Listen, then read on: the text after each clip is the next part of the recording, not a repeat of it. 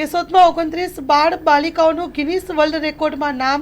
મહંત સ્વામી મહારાજની 92મી જન્મ જયંતિ ઉજવણી કરવામાં આવી. Story report by Jagdish Yadav, Junagadh.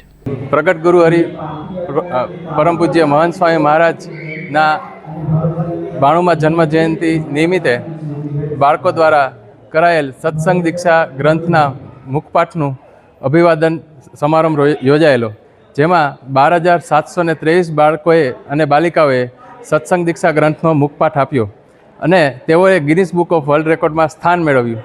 અને આજે આપણે કેશોદના ધન્ય ભાગ્ય છે કે એમાંથી 29 બાળ બાલિકાઓ એ આપણા કેશોદ ક્ષેત્રના હતા.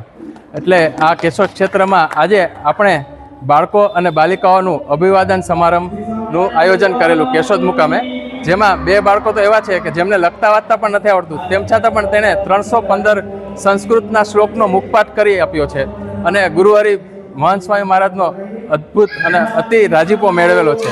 શ્રી સ્વામિનારાયણ ભગવાનની જય. મારું નામ વિવાન છે.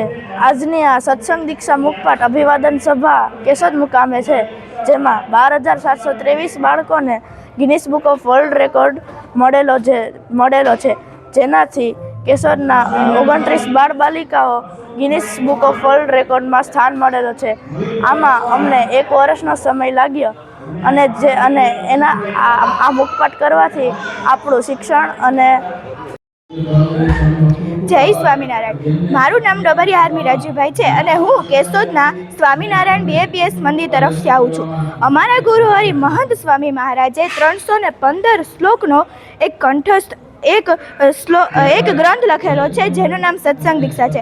એ સત્સંગ દીક્ષા અમે 2 ફેબ્રુઆરીએ વડોદરા મુકામે કંઠસ્થ મુખપાઠ કરીને અમે ગિનીસ બુક ઓફ વર્લ્ડમાં અમારું નામ બતાવ્યું છે.